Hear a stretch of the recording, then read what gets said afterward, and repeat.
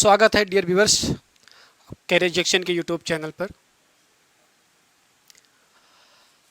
Geography की class में जो लास्ट क्लास थी उसमें हम लोगों ने पढ़ा था भारत की जियोमॉर्फी रीजन ऑफ इंडिया, यानी भारत की जो भू आकृति है उसका विस्तार कैसे है, कैसे फैला हुआ, उसकी आकृति कैसी है भारत की, इसके बारे में अध्ययन किया था हम लोगों ने। और उसकी 5 टॉपिक देखा गया था। उत्तर का तथा उत्तर पूर्वी का पर्वतीय प्रदेश, उत्तर का विशाल मैदान, भारतीय मरुस्थल तथा तटीय मैदान और प्रायद्वीपीय पठार। ये भारत की आकृति में प्रीवियस जो इससे लास्ट वाली क्लास थी उसमें हम लोग पढ़ चुके हैं, ठीक है। और उसमें जो उत्तर और उत्तरी पूर्वी हिमालय है, तो हिमालय पढ़ने से पहले हम लोग पढ़ रहे थे हिमालय का उत्थान, यानी हिमालय की उत्पत्ति कैसे हुई है ये पढ़ रहे थे हम लोग। और उसको लेकर 3 सिद्धांत हम लोगों ने पढ़ा लिखा था वहाँ पर। वेगनर का महाद्वीपीय विस्थापन सिद्धांत, प्लेट टेक्टोनिक थ्योरी और कोबर का भूषणत्व सिद्धांत। तो लास्ट क्लास में क्या पढ़ा था, थोड़ा सा रिवाइंड कर लेते हैं। देखिए क्या बताया गया था, इसका बहुत विस्तृत व्याख्या किया गया था लास्ट वाले क्लास में कि वेगनर महाद्वीपीय विस्थापन सिद्धांत क्या था कि वेगनर ने कहा था कि पृथ्वी का पहले एक पार्ट था, ये जो केवल एक भूखंड था जिसे क्या कहा जाता था, पेंजिया कहा जाता था। और ये पेंजिया फिर टूट गया था, और जब ये पेंजिया टूटा तो 2 खंडों में टूटा। एक टूटा किसमें, अंगारा लैंड में, और एक टूटा किसमें, गोंडवाना लैंड में। उत्तर वाले भाग को क्या कहा गया था, अंगारा लैंड, और दक्षिण वाले भाग को क्या कहा गया, गोंडवाना लैंड। और ये अंगारा लैंड कितने महाद्वीपों में विस्तृत हुआ था, 3 महाद्वीपों में, नॉर्थ अमेरिका, यूरोप और एशिया। ये अंगारा लैंड जब टूटा तो कितने महाद्वीप बने, 3। उसके बाद जब गोंडवाना लैंड टूटा तो कितने महाद्वीप बने, 4 महाद्वीप बने। साउथ अमेरिका बना, अफ्रीका बना, ऑस्ट्रेलिया बना और अंटार्कटिका बना। कितने महाद्वीप बने, 4 महाद्वीप बने, ठीक है। और ये वेगनर का महाद्वीपीय विस्थापन सिद्धांत था जो हम लोगों ने लास्ट देखा था, ठीक है। चलिए आज का अगला टॉपिक देखते हैं, प्लेट टेक्टोनिक थ्योरी क्या चीज़ होती है, ठीक है, कि प्लेट टेक्टोनिक थ्योरी का सिद्धांत क्या चीज़ है। जो हिमालय की उत्पत्ति जो प्रमुख 3 सिद्धांत हैं, वेगनर का महाद्वीपीय विस्थापन सिद्धांत वो लास्ट क्लास में हो चुका है। आज हम लोग पढ़ेंगे plate tectonic theory. Plate tectonic theory, Hindi में इसका नाम है प्लेट विवर्तकनी सिद्धांत, ठीक। आज का टॉपिक यही होगा कि प्लेट टेक्टोनिक थ्योरी या प्लेट विवर्तकनी सिद्धांत क्या चीज है। तो सबसे पहले ये समझ लेते हैं कि प्लेट टेक्टोनिक थ्योरी को किसने दिया। तो प्लेट टेक्टोनिक थ्योरी को 1961-62 में हैरी हेस महोदय ने दिया। हैरी हेस महोदय ने दिया। लेकिन इस प्लेट टेक्टोनिक थ्योरी की जो वैज्ञानिक व्याख्या की वो किया मॉर्गन महोदय ने, और एक वैज्ञानिक का नाम और आता जिनका नाम है मैकेंजी। यानी इस प्लेट टेक्टोनिक थ्योरी का जो वैज्ञानिक व्याख्या किया वो किसने किया है, सीरियस मॉर्गन इनका पूरा नाम था और मैकेंजी। लेकिन प्लेट टेक्टोनिक थ्योरी को दिया किसने है, हैरी हेस ने दिया है। तो ये समझते हैं कि प्लेट टेक्टोनिक थ्योरी क्या है, कैसे काम करती है प्लेट टेक्टोनिक थ्योरी, इसकी क्या विशेषता है, ठीक है। प्लेट टेक्टोनिक थ्योरी यानी वेगनर का महाद्वीपीय विस्थापन सिद्धांत आप प्रीवियस क्लास में पढ़ चुके हैं। आज क्या पढ़ा जाएगा, प्लेट टेक्टोनिक थ्योरी, प्लेट विवर्तकनी सिद्धांत। 1961-62 में आया, किसने दिया, हैरी हेस ने दिया। इसकी वैज्ञानिक व्याख्या किसने किया है, तो सीरियस मॉर्गन और मैकेंजी महोदय ने क्या किया है, इसकी वैज्ञानिक व्याख्या की है, किसकी, प्लेट टेक्टोनिक थ्योरी की। बात करते हैं कि क्या चीज है प्लेट टेक्टोनिक थ्योरी। देखिए जब वेगनर महोदय ने यह बताया कि जो बच्चे पहली बार देख रहे हैं उनसे रिक्वेस्ट है कि प्लीज आप जो है लास्ट इससे पहले वाली क्लास देख लीजिएगा, तभी आपको ये प्लेट टेक्टोनिक थ्योरी वाला मैटर आपको समझ में आएगी, ठीक है। देखिए जब वेगनर महोदय ने महाद्वीपीय विस्थापन सिद्धांत दिया तो उनके बातों को और आगे बढ़ाया गया और क्या कहा गया कि महाद्वीप तो विस्तृत ही हो रहे हैं, महाद्वीप का विस्थापन हो रहा है, ये ठीक है, लेकिन महाद्वीप विस्थापन के साथ पृथ्वी की जो प्लेटें हैं वो भी विस्थापित हो रही हैं। अब ये प्लेटें कैसे, मैं आपको एक एग्जांपल देता हूँ, ध्यान से समझिएगा। मान लीजिए एक प्रात लीजिए, आप कोई बड़ा सा प्रात ले लीजिए और उस प्रात में जल भरिए और उस प्रात के ऊपर फिर छोटे छोटे उस जल में जो है छोटे छोटे आप प्लेट रख दीजिए। यदि किसी कारणवश वो पूरी प्लेट ही खिसक जाए, वो पूरा परात ही खिसक जाए, तो महाद्वीपीय विस्थापन सिद्धांत है। लेकिन उस प्लेट में जो रखे हुए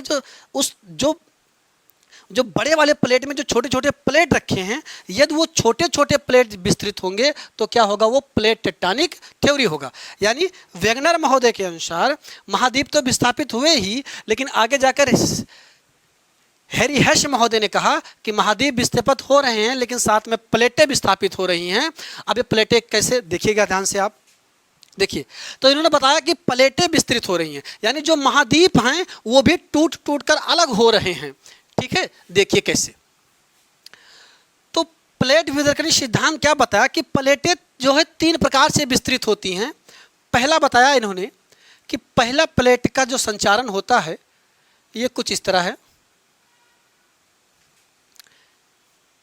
ये मान लीजिए ये 2 प्लेटें हो गई मान लीजिए पृथ्वी की। अब ये प्लेटें कैसे, जैसे मान लीजिए यहां मैं आपको एक एग्जांपल देता हूं, ये समझाने से पहले ध्यान से समझिएगा।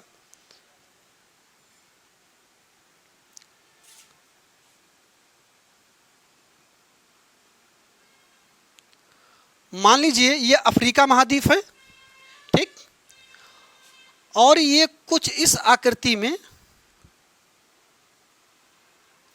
ये मान लीजिए प्रायद्वीपीय भारत है। ये अफ्रीका महाद्वीप है और ये प्रायद्वीपीय भारत है।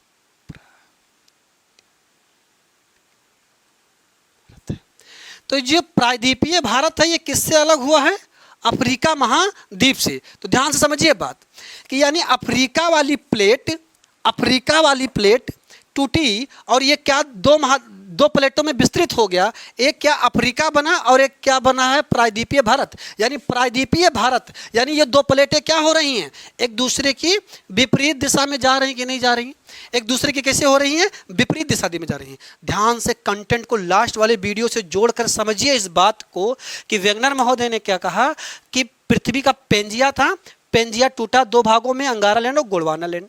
अंगारा लैंड से कितने 3 महाद्वीप निकले और गोंडवाना लैंड से 4 महाद्वीप निकले। ठीक है, ये वेगनर का क्या था, महाद्वीपीय विस्थापन सिद्धांत था। यानी कॉन्टिनेंट का निर्माण कैसे हुआ है, ये क्या था, वेगनर महोदय का था। लेकिन हैरी हेस महोदय ने क्या बताया प्लेट टेक्टोनिक थ्योरी में कि प्लेटें भी विस्तृत हो रही हैं। यानी अफ्रीका महाद्वीप से जो प्लेट अलग हुई वही क्या है, प्रायद्वीपीय भारत है, वही क्या है, प्रायद्वीपीय भारत है। लेकिन इन प्लेटों का खिसकाव कितने प्रकार से है, 3 प्रकार से है।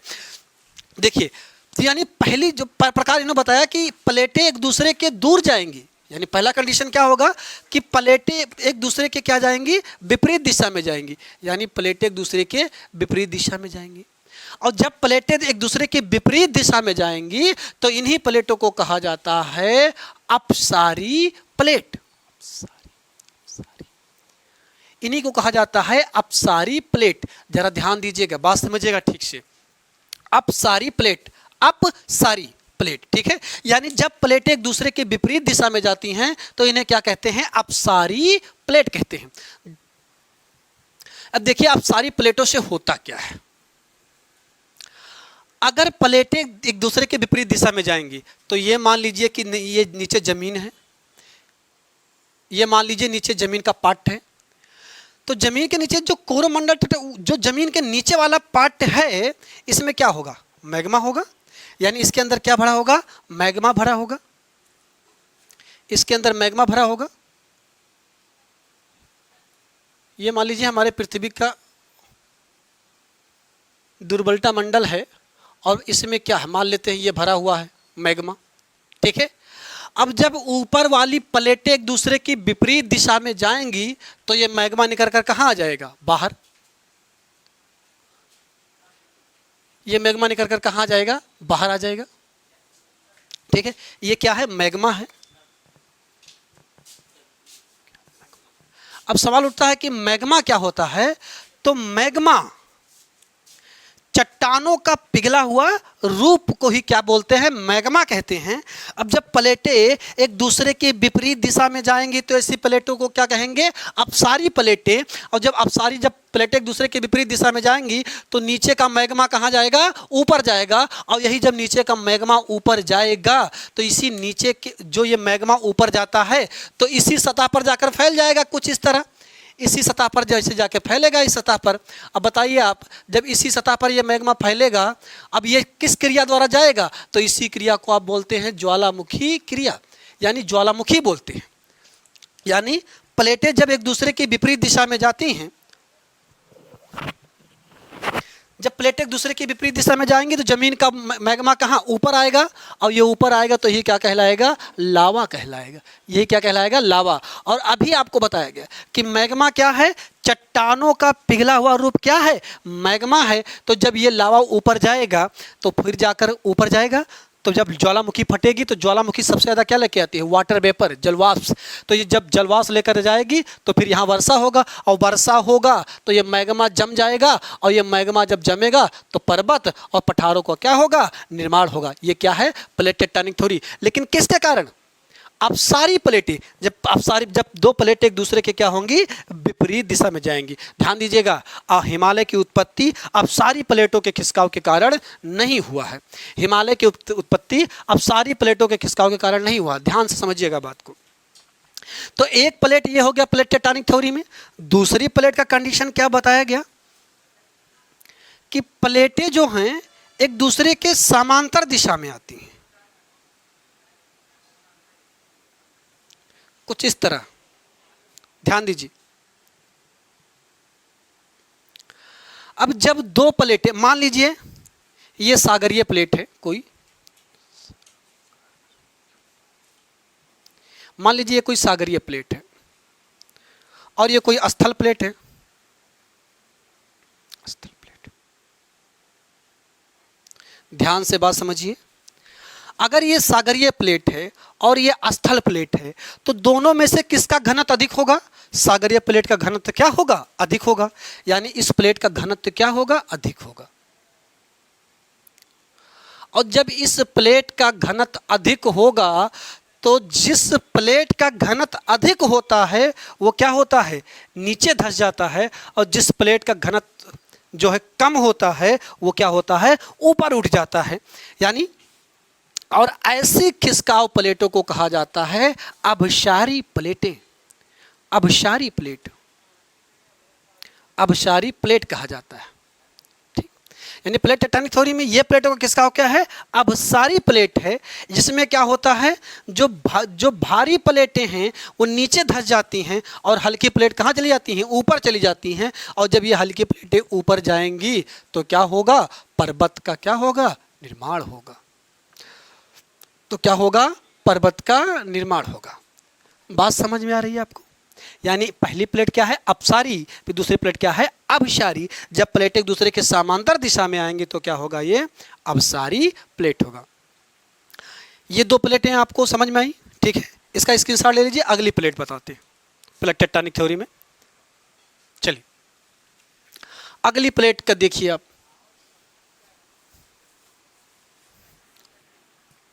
अगली प्लेट है संरक्षी प्लेट, या इसी को समांतर प्लेट भी कहा जाता है।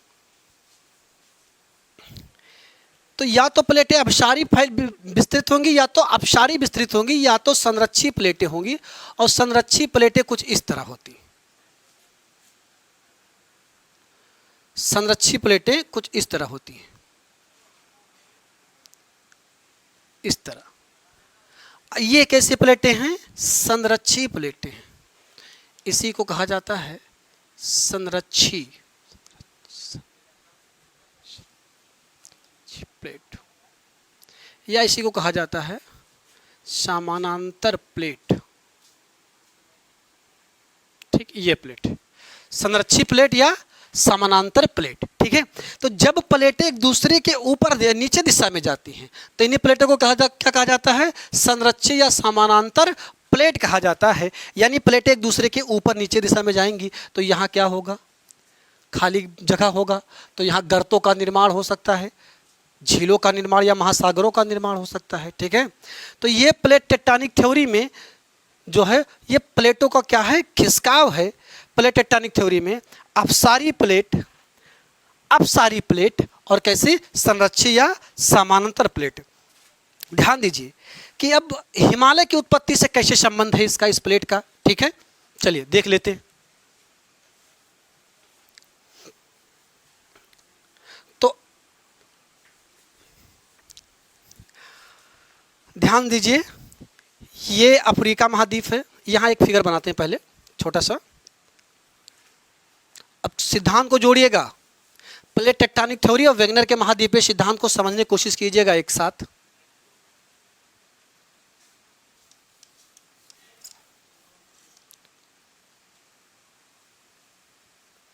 ये मान लीजिए क्या हो गया अपनी अर्थ। ठीक, ये मान लीजिए अंगारा लैंड का पार्ट हो गया। अब इस अंगारा लैंड पार्ट को जो है 3 भागों में बांट देते हैं, 3 महाद्वीपों में टूट जाएगा अंगारा लैंड। तो एक क्या बन जाएगा, नॉर्थ अमेरिका, एक क्या बन जाएगा, यूरोप, और एक क्या बन जाएगा, एशिया। ये क्या हो गया, अंगारा लैंड। अंगारा लैंड हो गया।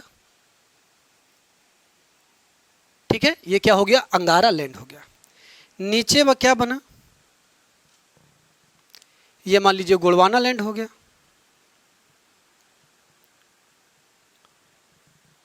ठीक है, इसको कितने भागों में बांट देते हैं, इसको 4 भागों में बांट देते हैं। एक क्या बन जाए, साउथ अमेरिका बन गया एक। ठीक, एक क्या बन जाएगा, अफ्रीका बन गया। ये क्या हो गया, अफ्रीका हो गया।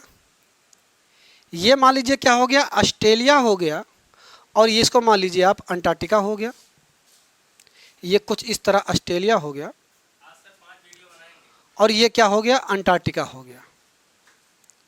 ठीक, ये क्या हो गया, अंटार्कटिका। ये कितने भागों में टूट गया, 4 भागों में टूट गया।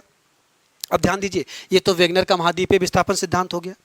बीच में क्या था इसके, ये वाला पार्ट क्या था, ये तैथिज सागर था।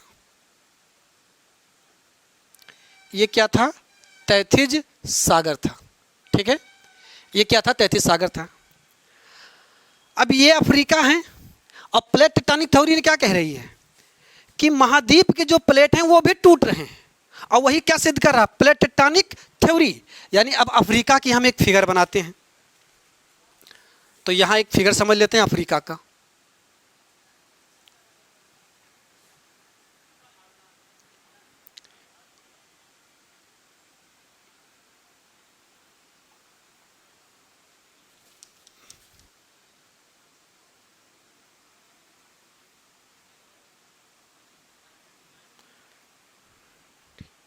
ठीक है, ये मान लीजिए अफ्रीका महाद्वीप है। ठीक है, अब ये तो वेगनर का महाद्वीपीय सिद्धांत हो गया कि महाद्वीप निर्मित हो गए।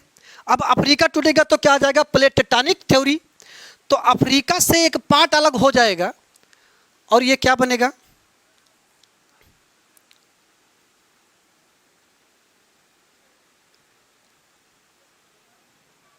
ये क्या हो गया, प्रायद्वीपीय भारत। यहां क्या है, तैथिज सागर। यानी ये वाला एरिया क्या हो गया, तैथिज सागर मान लीजिए ये। अब ये तैथिज सागर हो गया, ये तैथिज सागर है मान लीजिए। ध्यान से देखिए, अब तैथिज सागर हो गया ये। यहां हम समझ लेते हैं कि ये तैथिज सागर हो गया, मान लीजिए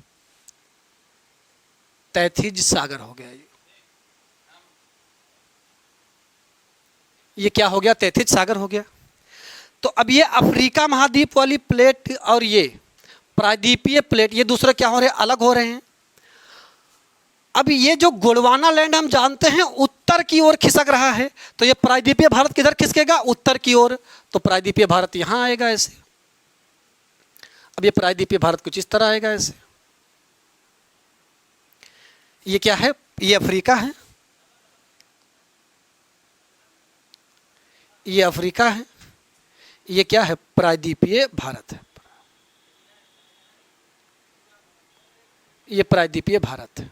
ठीक है, अब ये खिसक रहा है, उत्तर की ओर जा रहा है, किससे अलग होकर, अफ्रीका से अलग होकर। ऊपर क्या है, 33 सागर है। अब ध्यान से देखिएगा, 33 सागर एक छिछला सागर है। और छिछले जो सागर हैं, जो कम गहरे होते हैं और छिछले होते हैं थोड़ा, ठीक है, ऐसे सागर को भूसन्नत कहा जाता है। छिछले और थोड़ा कम गहरे सागर जो होते हैं, छिछले सागर या द्रोणी वाले पार्ट को भूसन्नत कहा जाता है। क्या कहा जाता है, भूसन्नत कहा जाता है। अब यही प्रायद्वीपीय भारत यानी यही गोंडवाना लैंड वाला हिस्सा क्या होगा, इसी 33 सागर में जाकर क्या करेगा, टकराएगा। और जैसे 33 सागर में टकराएगा, यही क्या होगा, इसी को क्या नाम दिया जाएगा, भूसन्नति दिया जाएगा।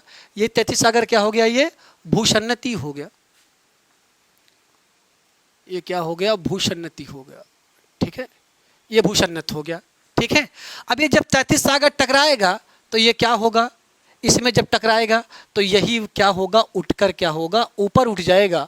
और यही जैसे ऊपर उठेगा, यही क्या बनेगा, हिमालय का क्या होगा, निर्माण होगा।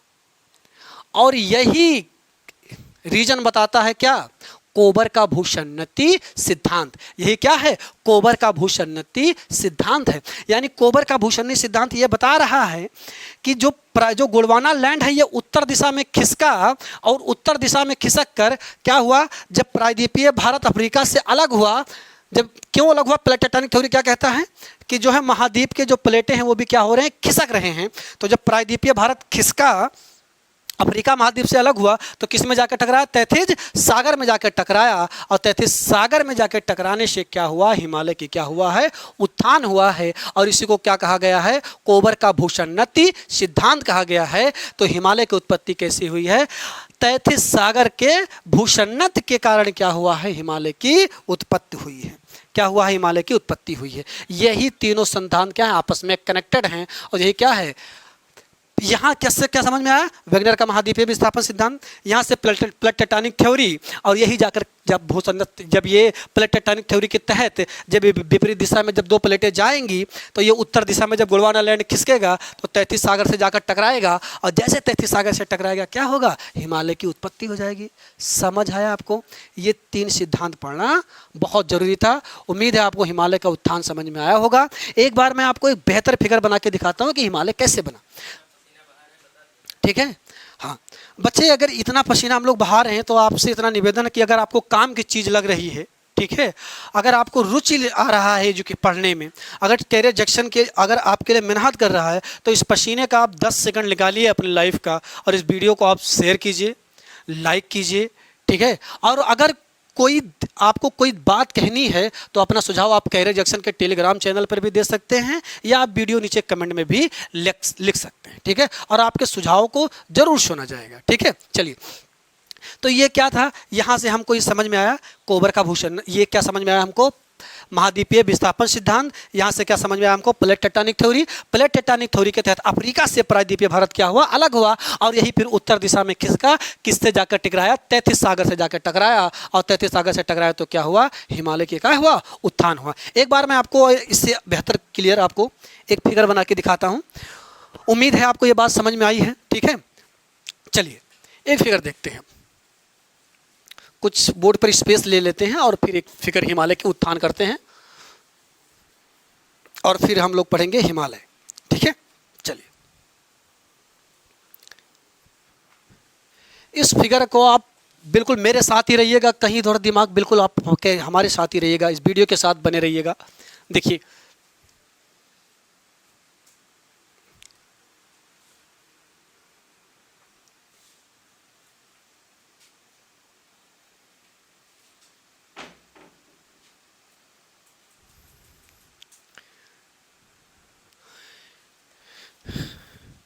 ये मान लीजिए बच्चे हो गया अफ्रीका महाद्वीप।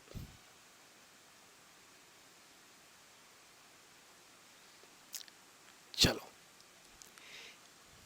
यहां हम मान लेते हैं कि 33 सागर है, विस्तृत है ये वाला एरिया, ये मान लेते हैं 33 सागर है। याद रखिए ये हम लोग बात कर रहे हैं मेसोजोइक कल्प की। आज यहाँ 33 सागर नहीं है, आज यहाँ कोई और सागर है। ये मान लीजिए 33 सागर हो, ये मान लेते 33 सागर है।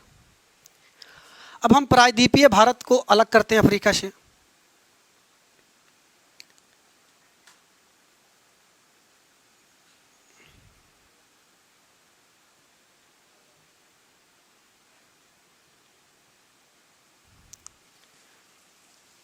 ये क्या हुआ, प्लेटें खिसकी, विपरीत दिशा में गई, किधर प्रवाहित हुई, उत्तर दिशा में।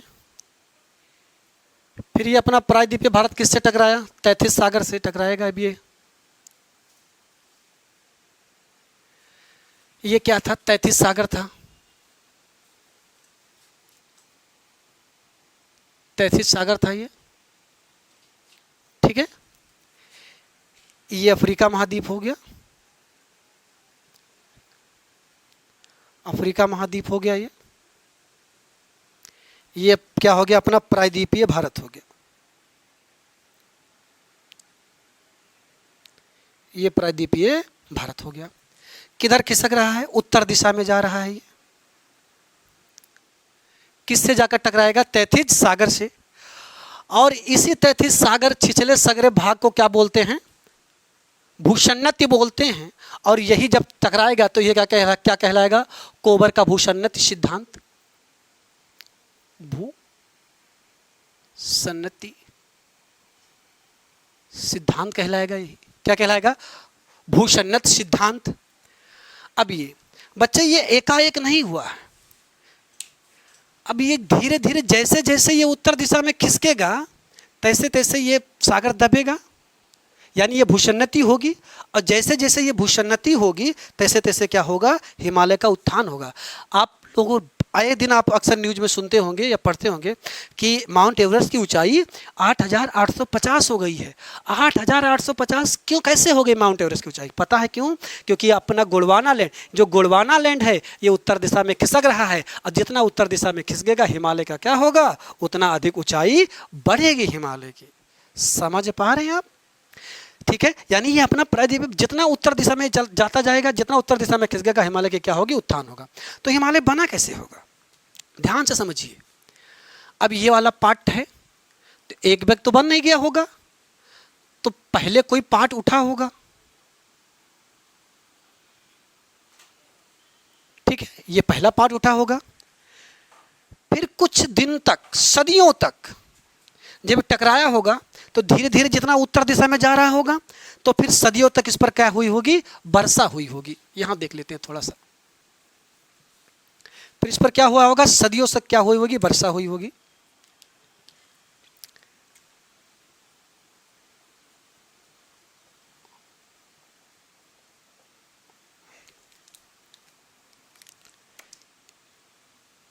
ये प्रायद्वीपीय भारत समझ लेते हैं, ठीक है। फिर जब सदियों तक वर्षा, जब इस पर टकराया होगा तो पहला पार्ट ऊपर उठा होगा,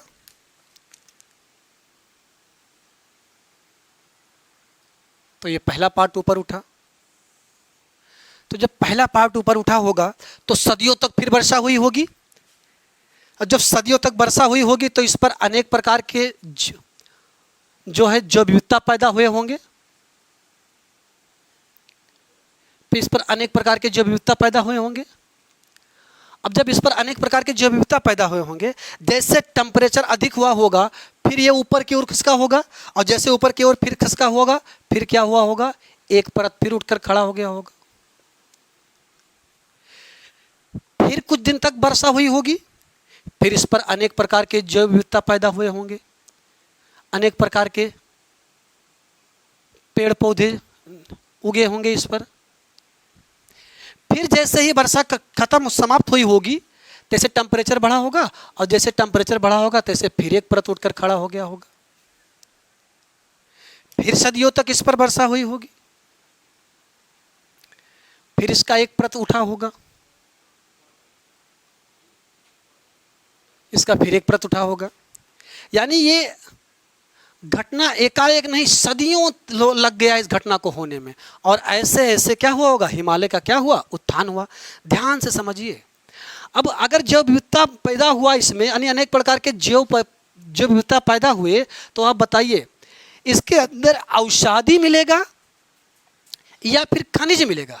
क्यों? क्योंकि इसके अंदर अनेक प्रकार की जैव विविधता जब ही होंगी, तो हिमालय जब बना होगा, तो ये जब ये हिमालय उत्थान हुआ इस तरह, ये जब हिमालय बना इस तरह, तो जरा ध्यान से समझिए, ये हिमालय के जब उत्थान हुआ तो जो सबसे पहला पार्ट बना वो क्या बना?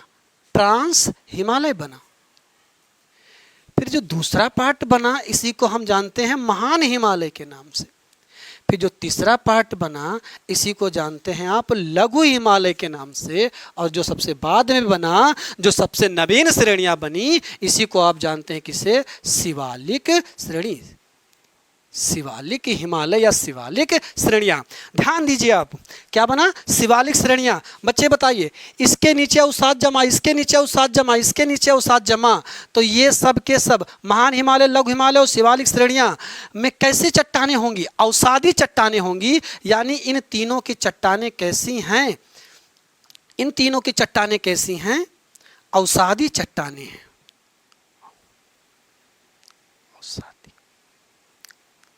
अवसादी चट्टानें हैं। लेकिन आप ये बताइए, जब पहला परत उठा ट्रांस हिमालय, तो क्या ट्रांस हिमालय में अवसाद मिलेगा? नहीं मिलेगा। यानी अवसादी चट्टानें हैं, यानी इसमें जीवाश्म पाया जाता है। तो हिमालय के किस पार्ट में इसका मतलब जीवाश्म नहीं पाया गया होगा?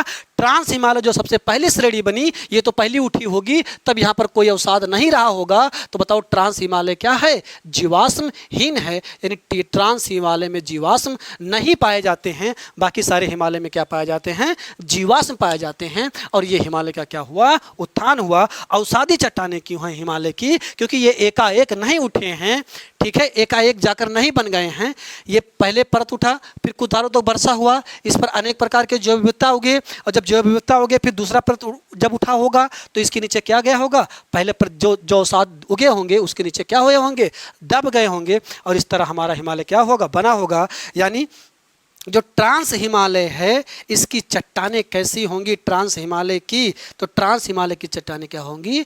जीवाश्म,